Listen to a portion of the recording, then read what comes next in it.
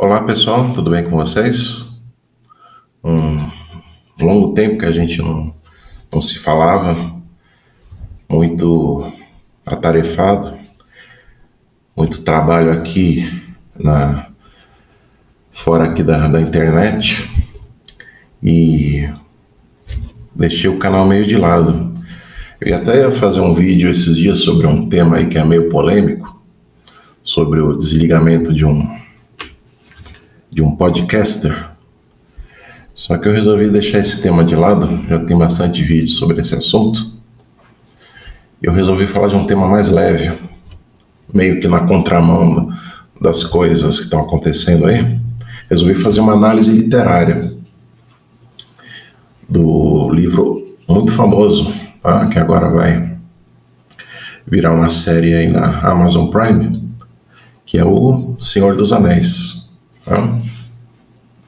Ele foi escrito aí por J.R.R. Tolkien, tá? Que o nome dele é o John Ronald Reuel Tolkien. Ele nasceu em 1892 e faleceu em 1973. E ele escreveu, foi um grande escritor, filólogo, estudioso de línguas também, e tem uma grande contribuição literária, certo?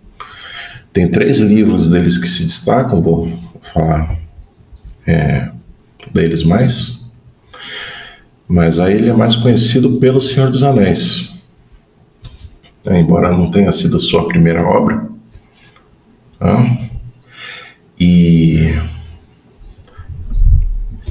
o Senhor dos Anéis foi uma continuação, na verdade, de um outro livro dele. Ele tem um outro livro também, que é um livro póstumo, chamado O Silmarillion, certo? Que foi editado pelo filho dele. E antes mesmo do Senhor dos Anéis, teve um outro livro dele chamado O Hobbit, tá? O Hobbit foi um livro escrito em 1937, tá? Um livro que deu início aí toda a obra dele de fantasias aí. E não necessariamente você precisaria ler o Hobbit para ler o Senhor dos Anéis, ou até assistir os filmes, na verdade, né? Mas sempre é bom, óbvio, né? Você saber o que aconteceu antes. Então é uma obra precursora, é uma obra assim muito, também tão rica quanto o Senhor dos Anéis, eu recomendo.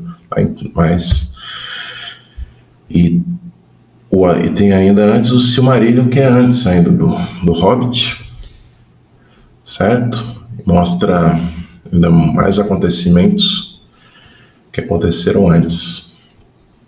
Embora seja uma obra que muita gente gostaria também de ver adaptada perdão, no cinema ou no seriado, mas não é uma obra tão fácil assim. Já até conversei com um grande amigo meu que é superentendido de Tolkien, e acho que é só realmente o grande fã que vai realmente entender bem essa obra, né? Então, vamos falar um pouquinho sobre esse autor aqui, o Tolkien. Tolkien, ele nasceu, como disse, em 1892. Morreu em 1973. E ele morou assim numa família onde o pai morreu muito cedo, a mãe também não demorou muito a falecer por problemas de saúde. Quando a mãe ela era uma anglicana que se converteu ao catolicismo, e quando isso aconteceu,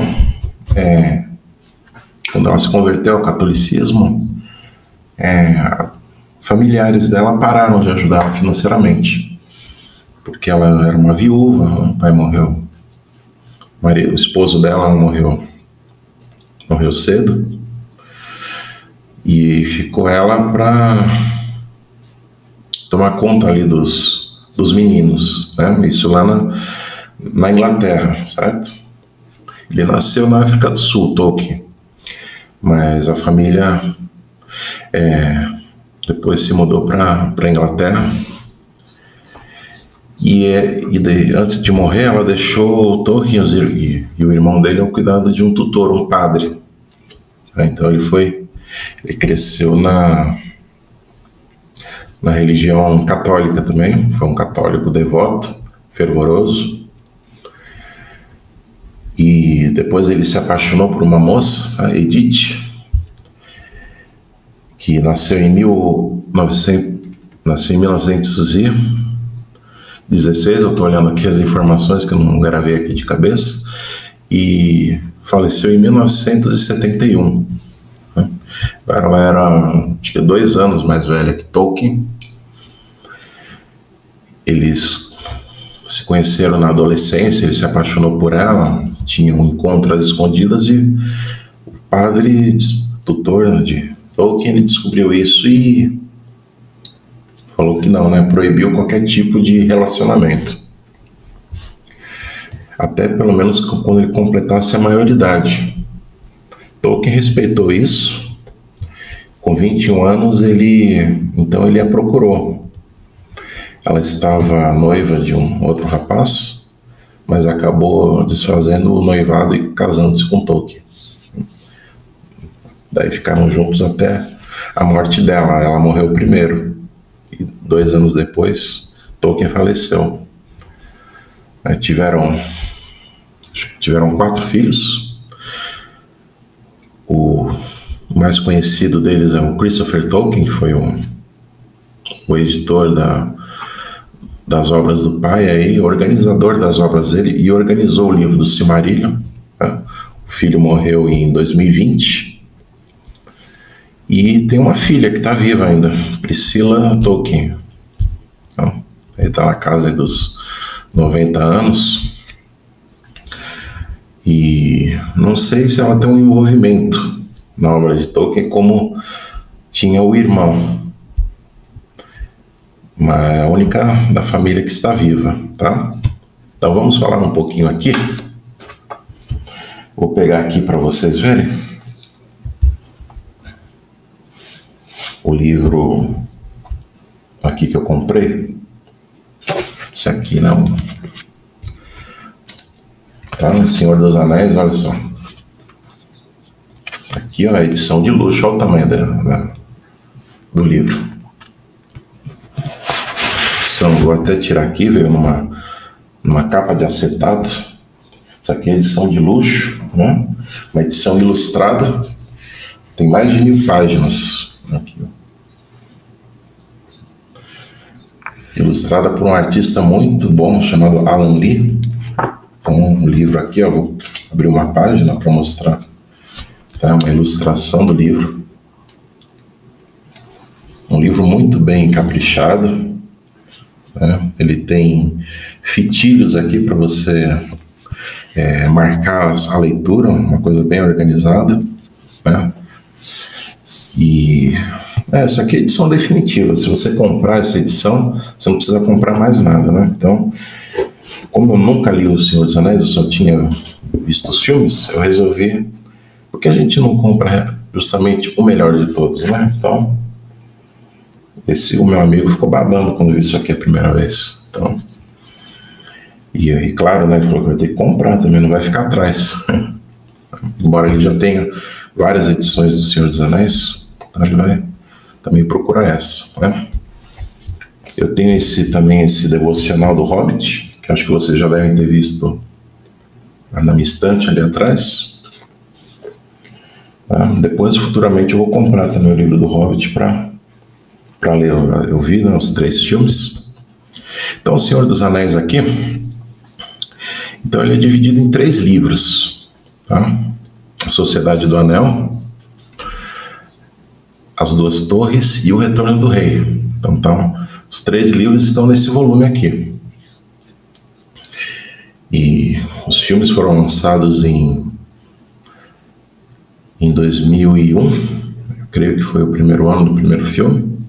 Depois teve 2000, acho que foi tudo uma sequência, né? 2002 e 2003.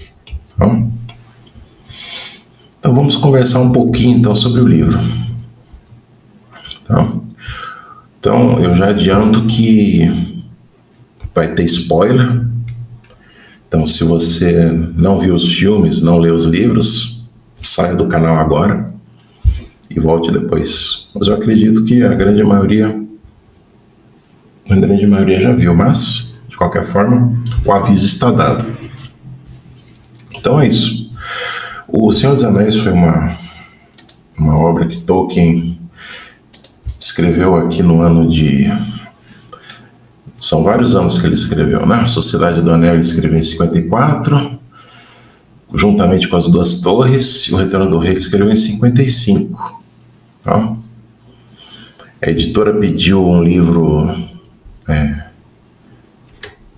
depois do Hobbit, que fez um bom sucesso lá, um grande sucesso.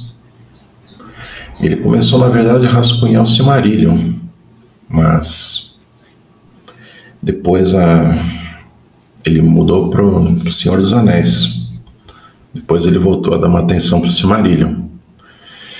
E agora uma coisa que pouca gente sabe, analisando essa obra. Há muitos canais aí que falam sobre Tolkien, né? Então o meu canal ele é só uma coisa bem abaixo aqui, uma análise de um leigo, né? Mas o que mais chamou a atenção depois, que me levou a gravar esse vídeo, é descobrir que O Senhor dos Anéis é uma obra cristã. Sim, é uma obra cristã.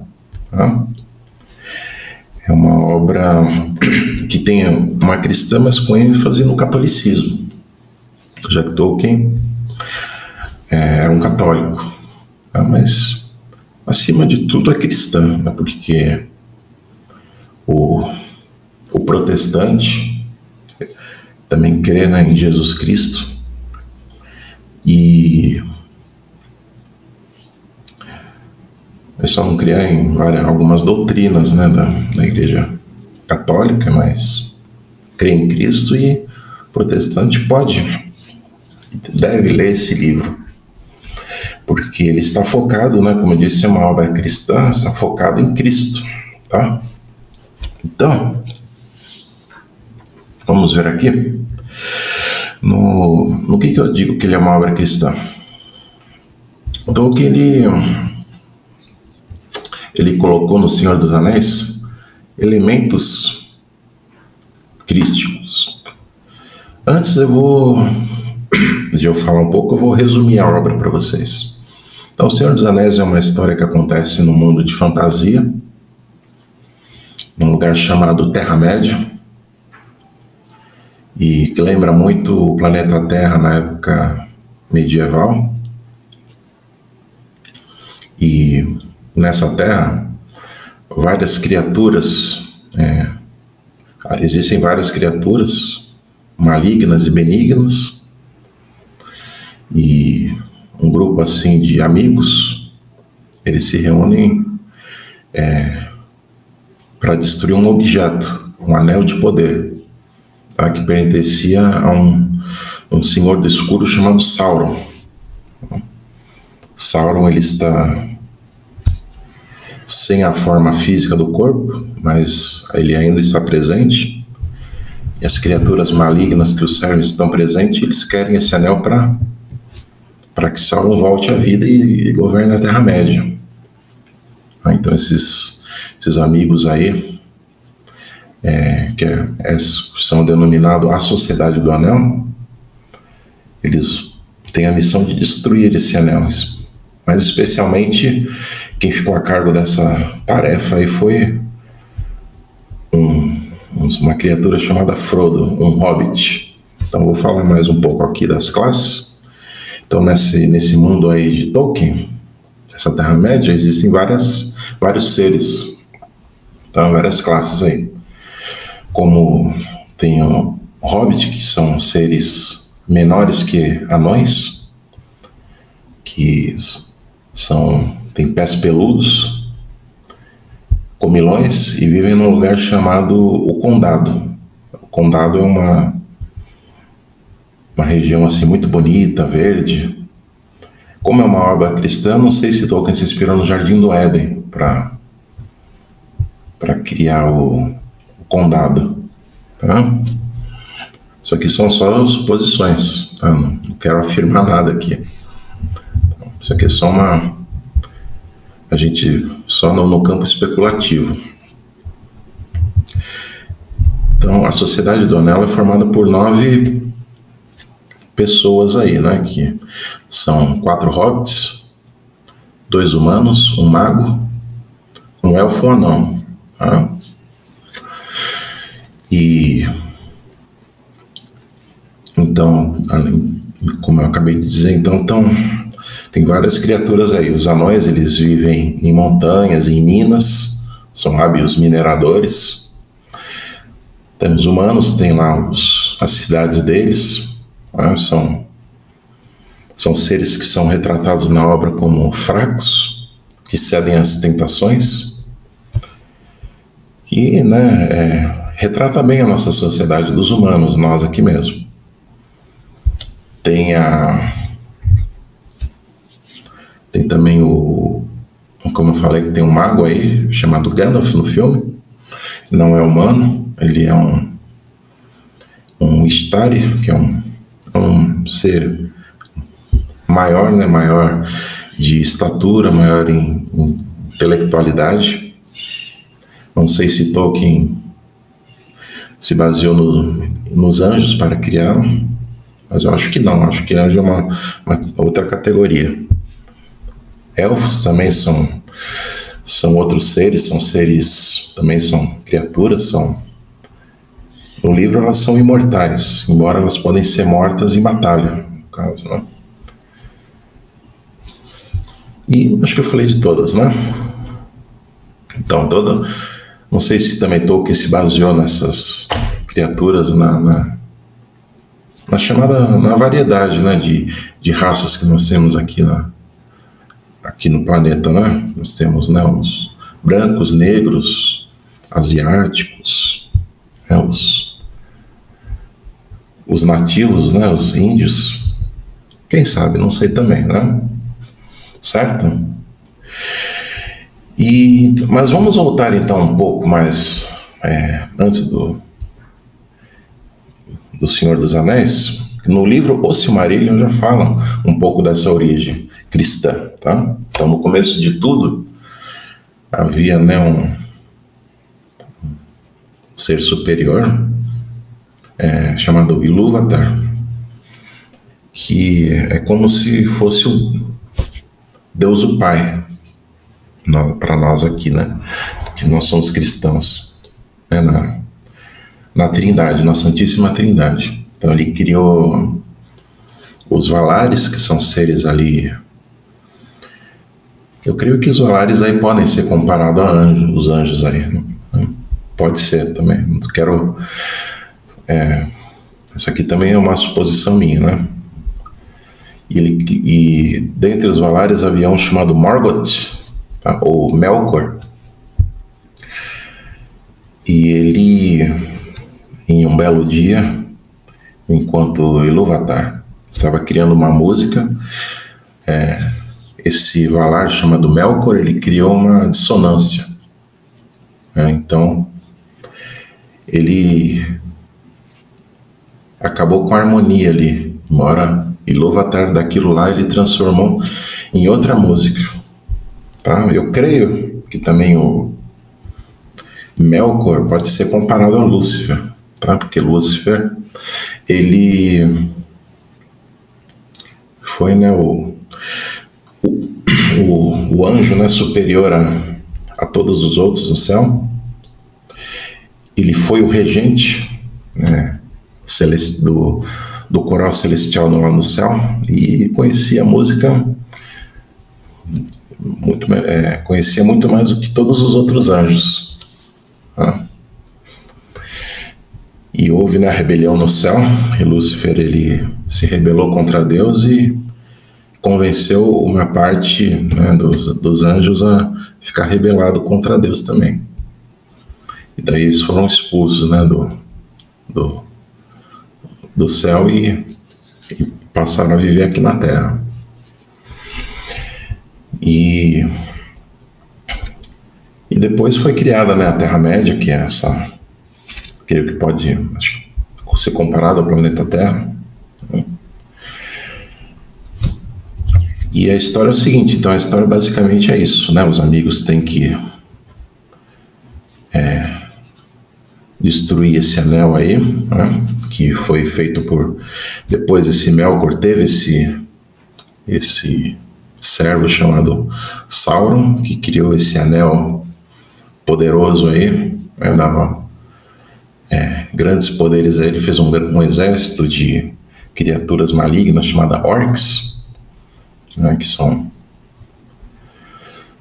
elfos deformados, né? Que foram...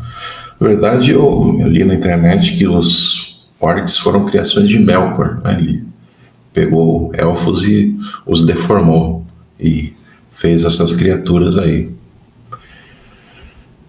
E, na verdade, houve, no começo do filme do Senhor dos Anéis, mostra que houve uma batalha grandiosa antes dos acontecimentos atuais do Senhor dos Anéis, em que Isildur, um guerreiro, filho de um rei lá que lutou contra Sauron, Isildur ele consegue cortar a mão de Sauron, o anel cai, mas ele não consegue destruir o anel. O anel, aquele poder, o anel, ele é muito sedutor, ele fica com o anel. Isildur ele morre numa emboscada e o anel fica perdido durante muito tempo, até que ele é achado por uma criatura, né? E eu acho que uma criatura que eles são primos, na verdade, eles não são propriamente hobbits, acho que eles são primos aí dos hobbits. E uma outra criatura chamada Sméagol pega da pessoa que achou esse anel primeiro, chamado Déagol, mata e foge com o anel para as montanhas e fica isolado durante muitos e muitos anos, até que o anel ele foge, esse anel ele tem uma vontade própria, ele meio que foge dessa criatura que mais tarde ela se deforma e fica conhecida como Gollum. E até que um hobbit chamado Bilbo acha esse anel, aí, e fica também durante muito tempo com ele, dando longevidade.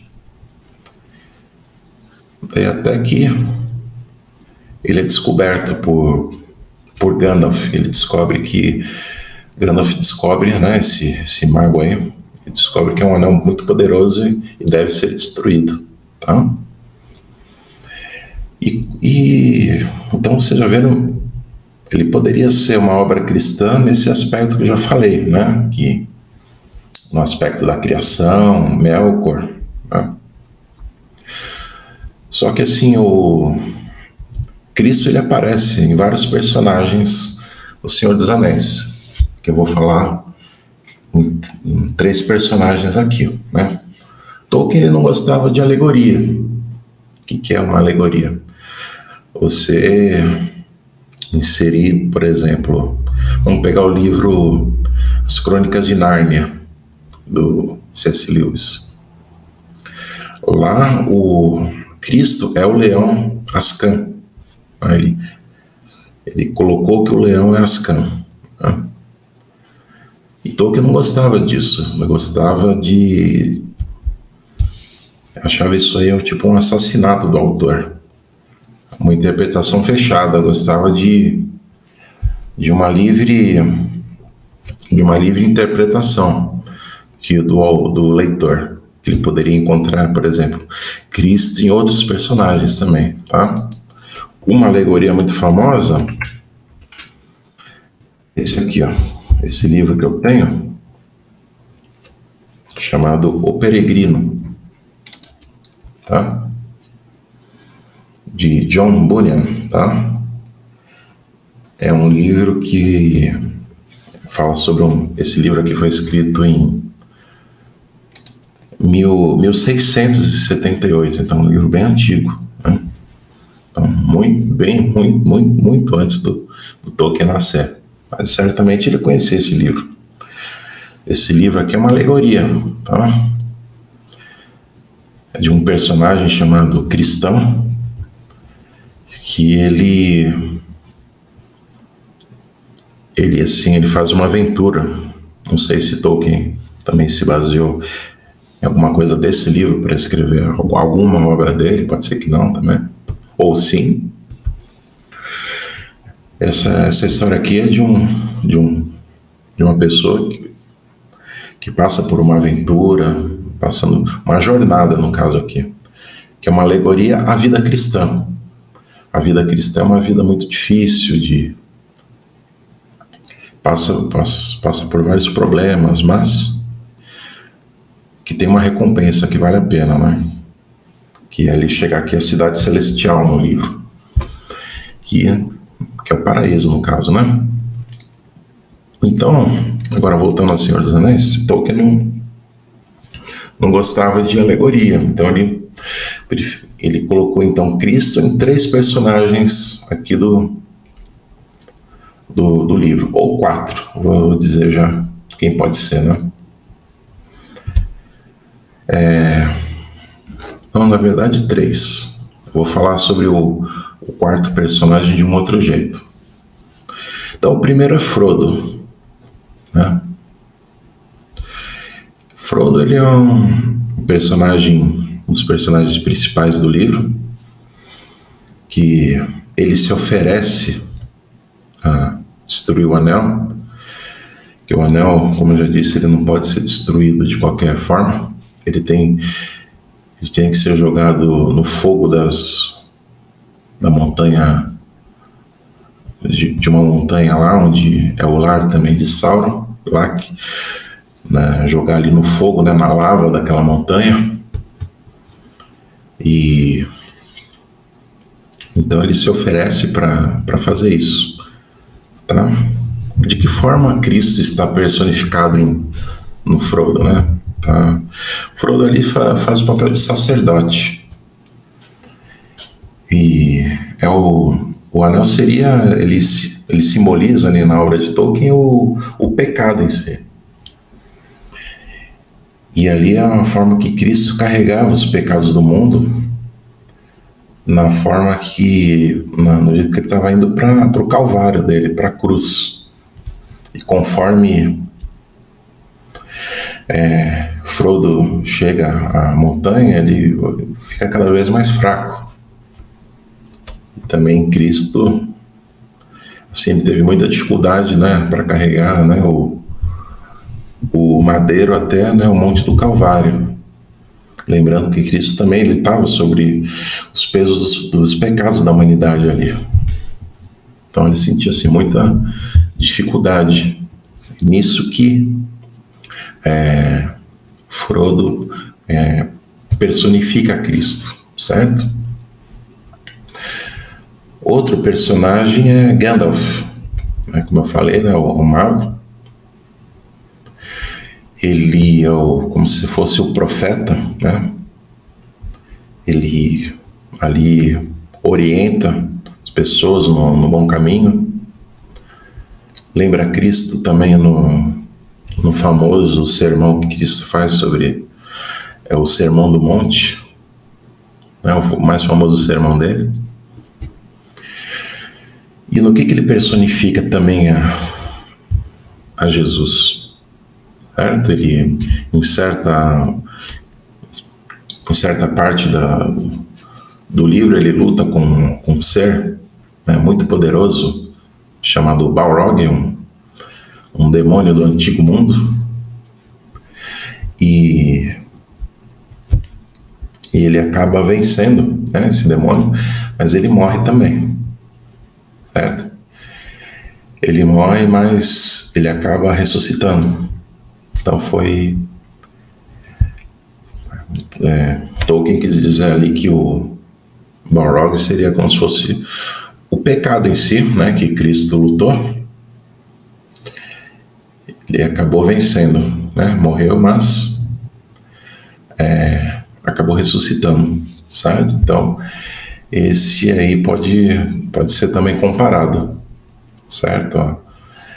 A Cristo aí. Que Cristo ali, o Gandalf no livro, ele fala, né, que a missão dele não estava completa ainda. E o outro personagem também, que é Cristo ali nas obras, é Aragorn, tá? É o humano da sociedade ali, Sociedade do Anel, ele é o humano. Ele é no filme, ele é um andarilho, no caso.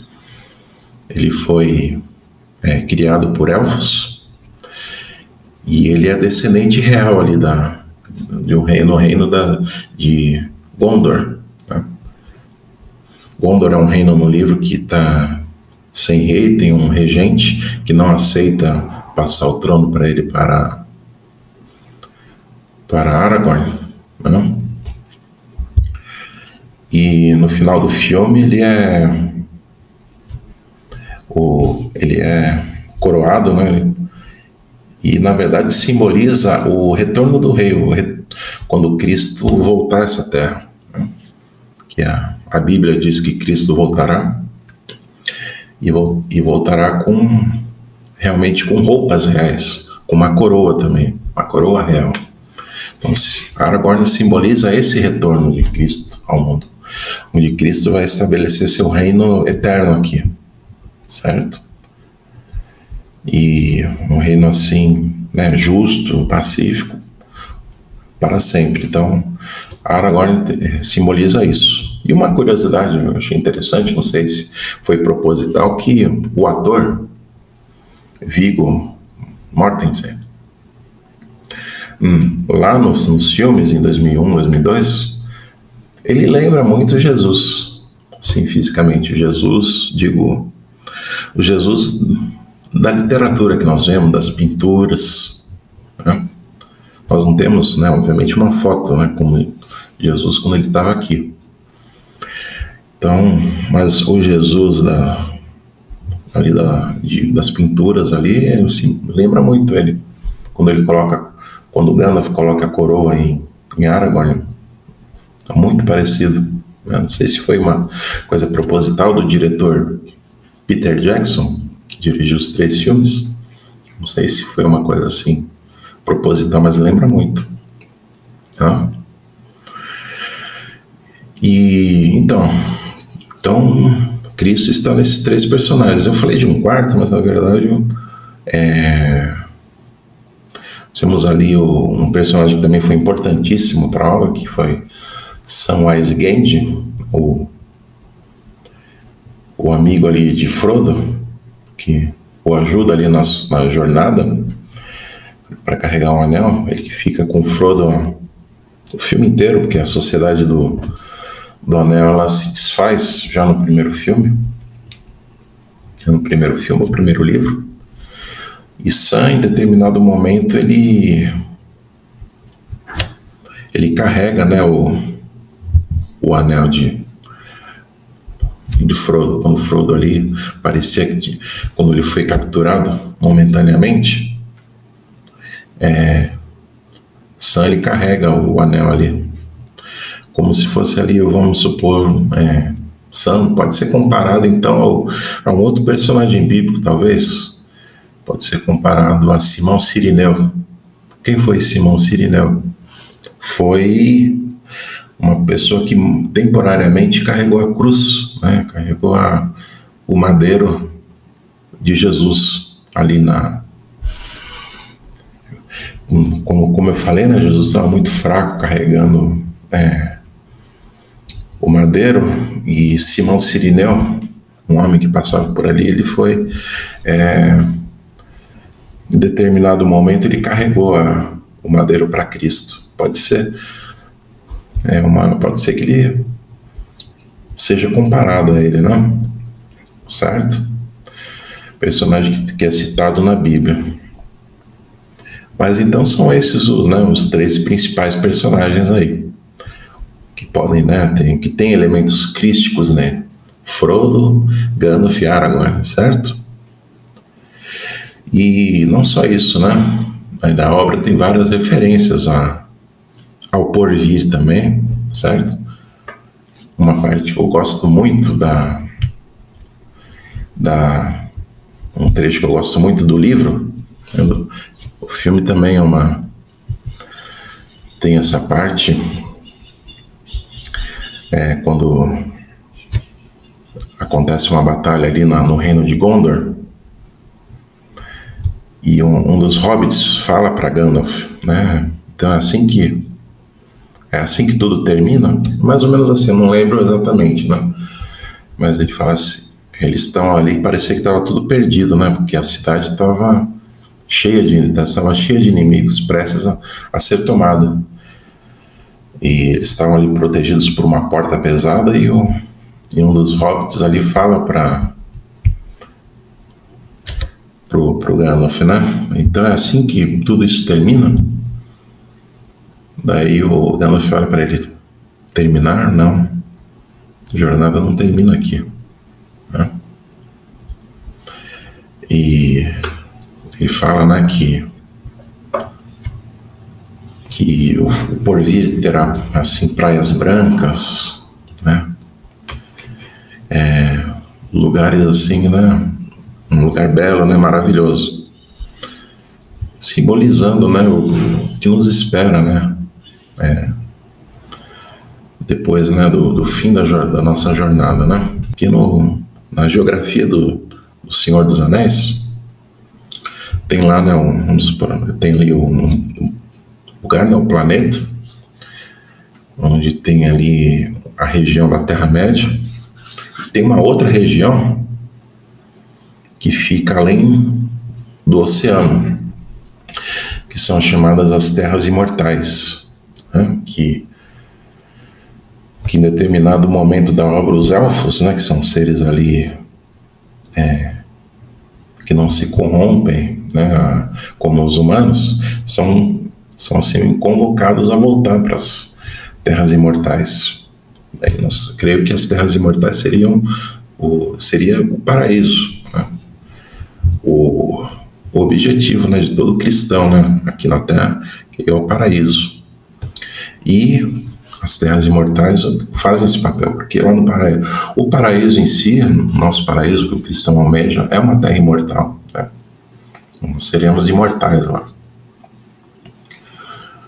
E então, além dessa parte aí que ele fala, pro Hobbit, o Gandalf fala pro Hobbit, lá no final do filme, quando o anel já é destruído, o mal é totalmente consumado, e chegou um momento assim que Gandalf ele se despede, dos amigos e vai para as Terras Imortais, ele ganha esse direito. Ele vai para um lugar chamado os Portos Cinzentos. Ele vai com Bilbo, que é para conhecer melhor Bilbo tem que ler o Hobbit, leia, assistir o filme. Ele aparece, no filme também do Senhor dos Anéis, mas não muito. Gandalf vai com Bilbo, com Frodo, e com os hobbits, com Sam, com Merry, com Pippin, são os hobbits, da Sociedade do Anel. Eles vão até esses Portos Cinzentos se despedir, A princípio, Sam, o Merry e o Pippin achavam que eles iam só se despedir de Gandalf e de Bilbo. Mas até que daí é revelado que, primeiro, né, tem um diálogo que eu acho muito bonito. A trilha sonora ali, né, nesse Esporte Cinzento, eu acho que para mim é a melhor trilha sonora mais bonita dos 3 filmes ali. E Gandalf fala ali, né, um discurso, né, nessa despedida. Eu vou colocar esse trecho no final aqui do meu vídeo. Ele fala assim aqui, chegou a hora da despedida e os hobbits choram ali, né, saem lágrimas, e ele fala assim que nem toda lágrima é ruim, né? E ele vai, primeiro, né, Bilbo, ele entra no barco, daí Gandalf faz esse discurso, e ele vai indo também, só que daí, assim, no meio da caminhada dele, Frodo vai também. E todos os outros hobbits ficam surpresos, porque achavam que Frodo foi lá só para acompanhar também a despedida, mas não. Frodo também ganhou, né, o direito a ir para as Terras Imortais, né, pelo fardo, né, que ele carregou, pela missão que ele teve que fazer, né. E, né, os hobbits, claro, os amigos, né, de Frodo ficam muito tristes também com a partida dele. E eles vão arrumando, né, e praticamente o final do filme termina assim, né, eles entram no barco, né, Frodo, Gandalf, Bilbo, eles entram ali no barco e vão rumando ao horizonte, né, ao pôr do sol, para as Terras Imortais, que isso simboliza a jornada, né, do cristão pro paraíso, né, certo? Nossa, é muito bonito. Quando você assiste O Senhor dos Anéis sem saber disso, que ele é um filme que ele é um filme cristão, sobretudo, mas quando você assiste isso, você já acha bonito, muito bonita essa cena. Mas essa cena fica muito mais bonita, né, quando você descobre que ele é um filme cristão, daí você vê com outro significado essa cena. E é isso, então. Acho que eu creio que essa aqui é a minha análise, né, do Senhor dos Anéis. E, claro, existem, como eu disse, uma análise de leigo, né? Tem aí um canal chamado Tolkien Talks, que eles falam assim brilhantemente sobre toda a obra do Tolkien. Existe também um vídeo que eu vi, acho que cerca de meia hora, um pouquinho menos, de um canal chamado Brasil Paralelo, que fala também brilhantemente com especialistas na obra de Tolkien. É um vídeo que fala, né, vários pontos aí. Eu também me inspirei nesse vídeo para fazer o meu, certo? Também eu vou colocar o link desse vídeo aqui na descrição para vocês assistirem. Mas eu recomendo, né? Leiam O Senhor dos Anéis, vejam os filmes. E só um parênteses aqui que agora eu vou contar, né, minha experiência com essa obra, né? Eu vi a primeira vez esse filme em 2001, acho que foi em janeiro de 2001. Assisti com meu pai e com a minha irmã no cinema. Mas eu saí e não gostei muito do filme, acredito.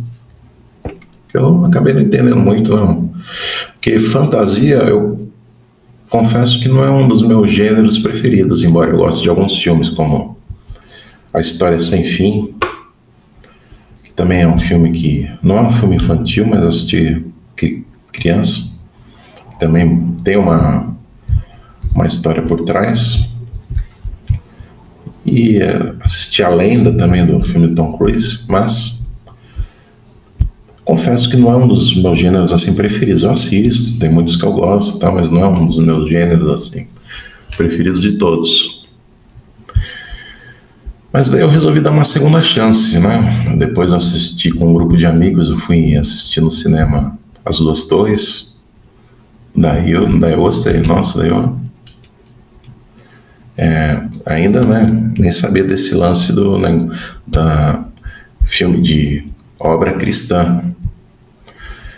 E um ano depois eu vi o Retorno do Rei também, ó. Gostei muito. Daí eu meio que me redimi daí com o primeiro filme. Daí assisti Contra o Olhar e mudei minha opinião. Tá?